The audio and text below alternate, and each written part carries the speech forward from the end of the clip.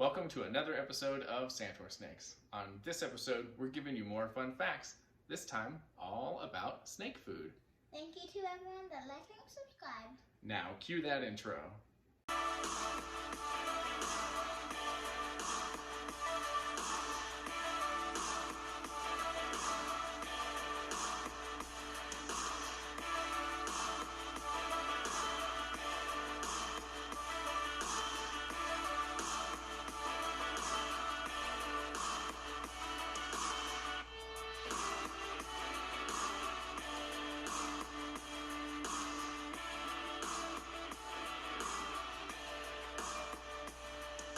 Before we get started, we want to make sure you know that we have Iris with us. She's a Brazilian rainbow boa.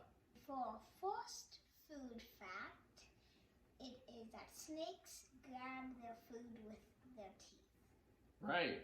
So snakes don't have arms and hands and fingers to grab their food with, so they've got to just go in and grab it, and they've got teeth, right? Yeah. Now, not every snake has teeth. What's a snake that doesn't have any teeth? Egg-eating snakes don't have teeth, but pretty much the rest of them do. There are a few others that don't, but they've got all those teeth so that they can grab and hold on to their prey, whatever it is. Some snakes have really big teeth. Some snakes have small teeth. We've got obviously venomous snakes versus non-venomous snakes for the most part. Venomous snakes have the two big fangs. Yeah. And the snake that has the biggest teeth that is non-venomous is the emerald. The emerald tree boa, yeah. Okay. Yeah, they have the biggest teeth of any non-venomous snake. They're pretty big. It would be a gnarly bite. Don't get us wrong. I mean, if you come in contact with a 25-foot reticulated python, it's gonna have some big teeth as well. But I mean, an emerald tree boa or even a green tree python is a lot smaller than that reticulated python. So, size-wise, much bigger teeth. And I guess while we're talking about it, the largest teeth of any venomous snake is the gaboon viper. You do not want to mess around with that snake. No. And how long is the tooth? Oh gosh, I think the gaboon vipers are like a little over an inch, something like that. Yikes.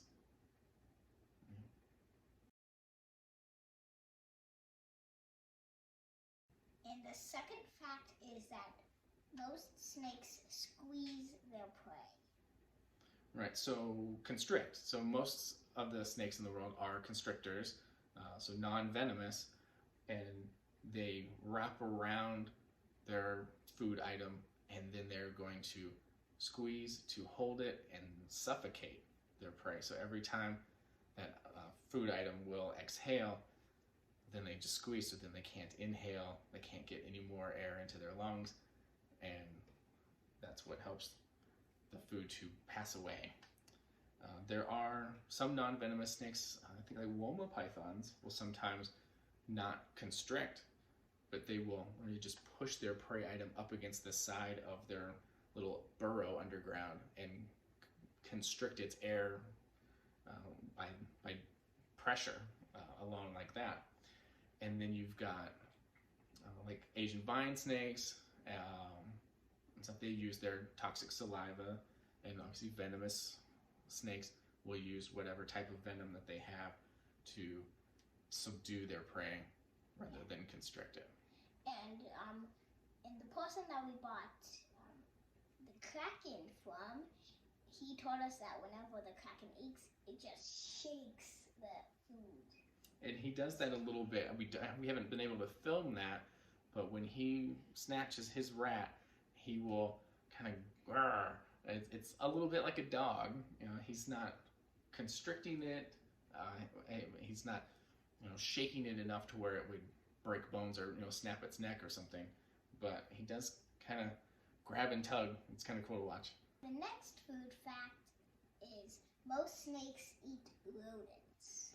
Right. So mice, rats, hamsters, guinea pigs, something like that. Whatever they can come across in the wild, and that's why it's so good to have snakes around it reduces the rodent problem. If you are out in the country, you're on a farm or some kind of ranch, and you have animals, rodents are attracted to the feed for those animals or to any crops or gardens that you may have, and snakes will take care of them.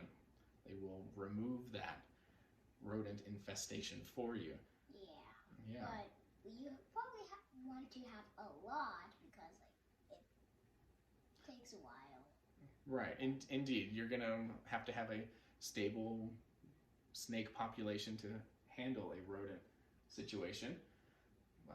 And obviously those would be wild snakes, and you just need to leave them alone and let them do their thing. They'll make homes when and where they can, and they'll eat the rodents when and where they can. Other things that snakes do eat, there's honestly kind of a wide range. Yeah. There's different amphibians, different other reptiles, whether it's lizards or other snakes, but some will eat like bugs,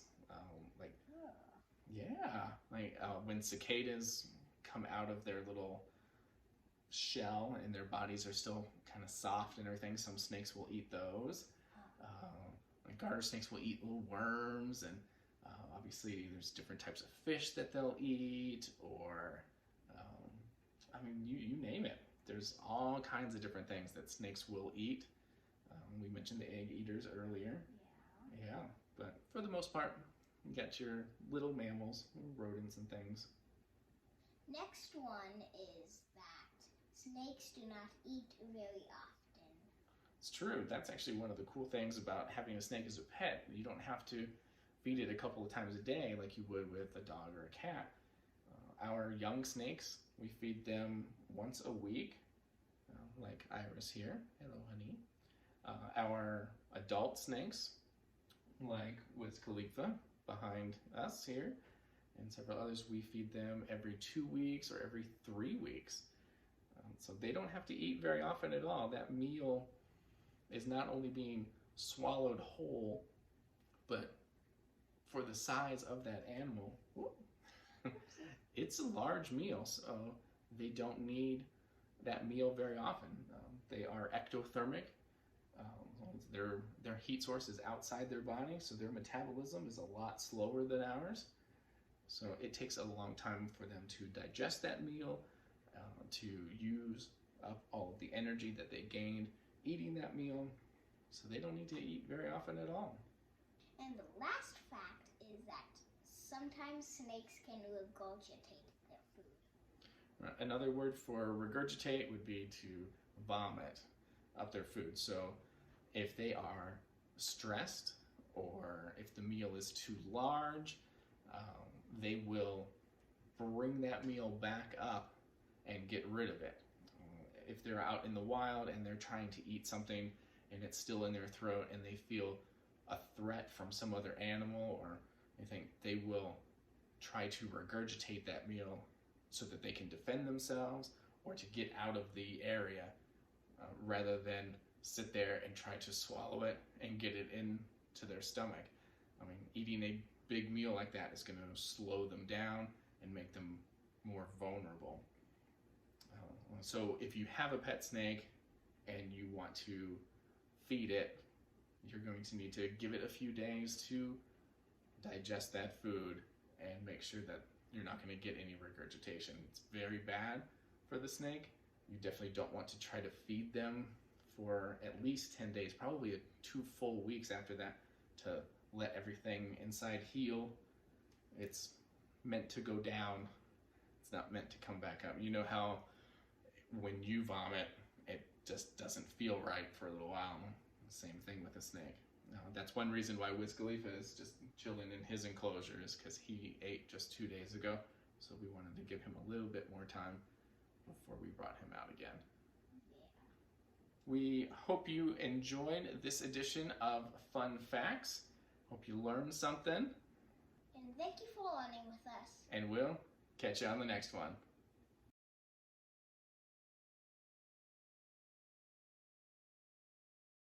Oh no! Hey, buddy! No, like 2 days ago. That's why you're still in your enclosure, just hanging out. Yeah, don't be jealous. Yeah, it's not food time for you. Yeah, and don't be